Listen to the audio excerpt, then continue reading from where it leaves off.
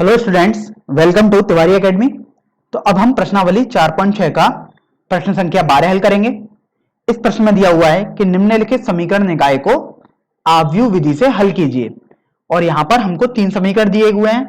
पहला समीकरण है x minus Y plus Z बराबर 4। दूसरा समीकरण है 2x plus Y minus 3z बराबर 0। और तीसरा समीकरण है x plus Y plus Z बराबर 2। तो देखिए वही हम पुराना प्रोसेस अपनाएंगे जो हमने पुराने क्वेश्चंस में अभी किया है। तो देखिए हम लिखते थे ए एक्स बराबर बी और बाद में x बराबर ए इनवर्स बी हो जाएगा। और फिर बाद में हम कंपेयर करके स्मॉल एक्स स्मॉल वाई और स्मॉल जेड के मान प्राप्त कर सकते हैं। तो आप ये देखिए कि सबसे पहले तो हमने जब ए एक्स बराबर बी लिखा है तो हमें आव्यूह भी लिखनी चाहिए। ए आव्यूह हमारे पास हो जाएगी एक्स वाई जेड के गुणांकों से बनी हुई। तो देखिए वो हो जाएगी एक माइनस एक और जेड का गुणांक देखिए अभी 1 है यहां पर। ये आ जाएगी 2 1 माइनस 3 दूसरी पंक्ति और तीसरी पंक्ति आ जाएगी 1 1 1। अब मैं एक्स अवयव लिखूंगा तो उसके अवयव हो जाएंगे small X small Y small Z.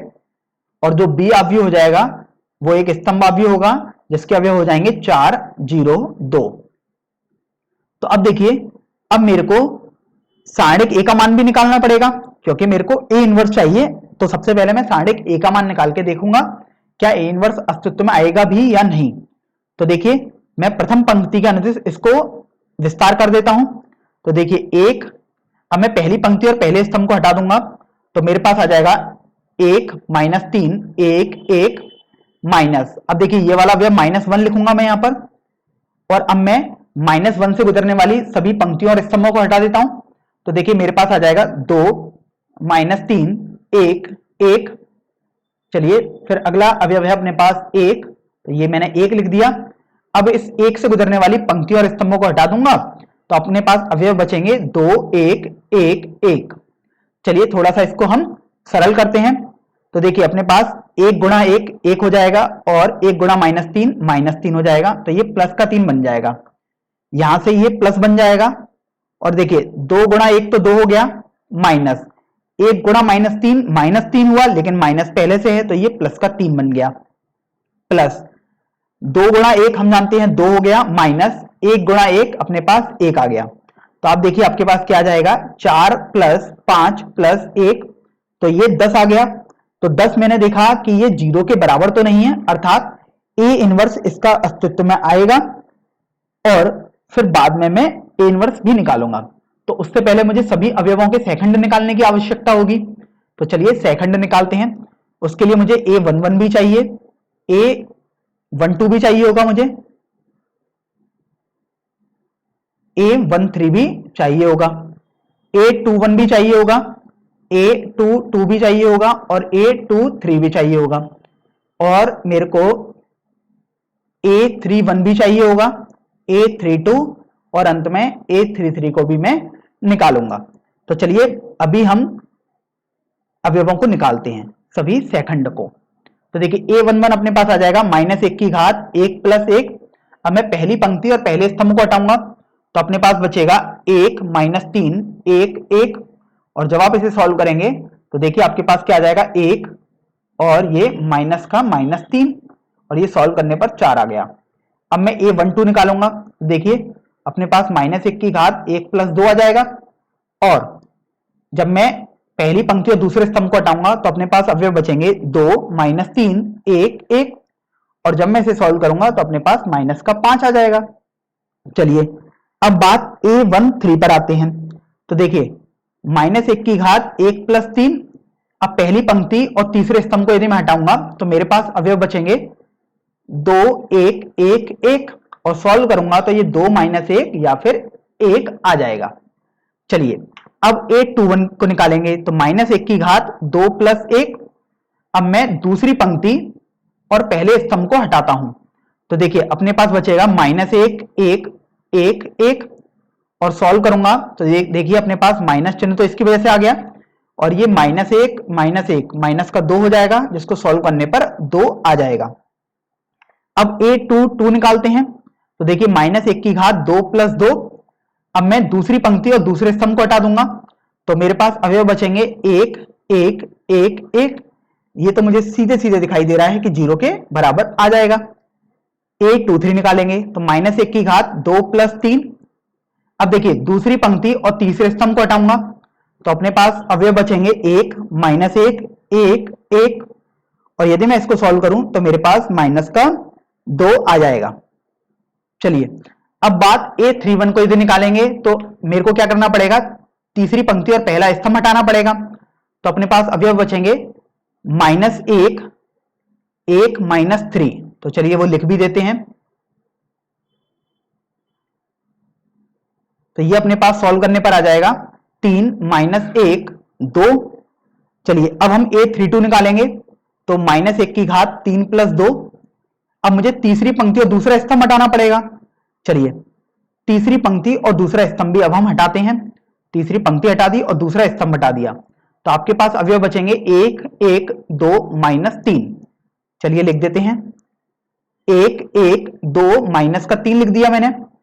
देखिए इसकी वजह से तो माइनस चिन्ह आ रहा है और ये -3 माइनस 2 × 1 अपने पास 2 आ गया। तो ये सॉल्व करने पर 5 आ जाएगा।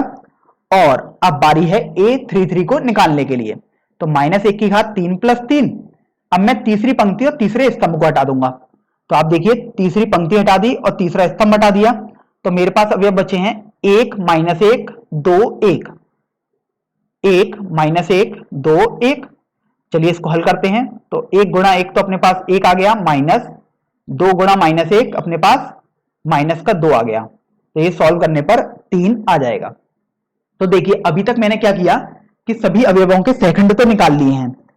अब मैं एडजॉइंट ए भी लिखूंगा, अर्थात ए का सेकंड अवयव भी लिख लेता हूं। तो देखिए वो क्या आ जाएगा, तो सबसे पहले मैं पहले स्तंभ के अवयव लिखता हूं तो वो मेरे पास आ जाएंगे 4, ये भी स्तंभ में चले जाएंगे -5, और ये भी स्तंभ में चला जाएगा 1। अब दूसरे स्तंभ के अवयव लिखूंगा तो 2 0 -2 आएगा, तो 2 0 -2 भी लिख दिया। और तीसरा स्तंभ हो जाएगा 2 5 और 3, तो 2 5 और 3 मैंने लिख दिया है। तो देखिए यहां पर मैंने अभी तक एडजॉइंट ए निकाल लिया है। अब बात आती है ए इनवर्स को निकालने के लिए। तो चलिए ए इनवर्स को भी अब हम निकालते हैं। तो ए इनवर्स हम जानते थे 1/√a का मान गुणा अंश में एडजॉइंट ए वाली अवयव लिख दूंगा। तो ये मेरे पास आ जाएगा 1/√a का मान हम पहले ही निकाल चुके हैं, वो अपना 10 आया था। तो ये हो जाएगा 4 2 2 -5 0 5 1 -2 3। चलिए मैंने ए इनवर्स बहुत आसानी से निकाल लिया है। अब मैं ए इनवर्स का बी से गुणा कर देता हूं। तो देखिए मैं 1/10 को अभी बाहर ही रहने देता हूं।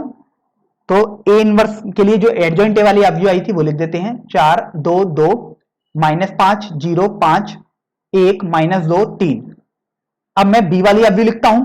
बी वाली अवयव आप देखिए अपने पास एक स्तंभ अवयव थी जिसके अवयव थे 4 0 और 2।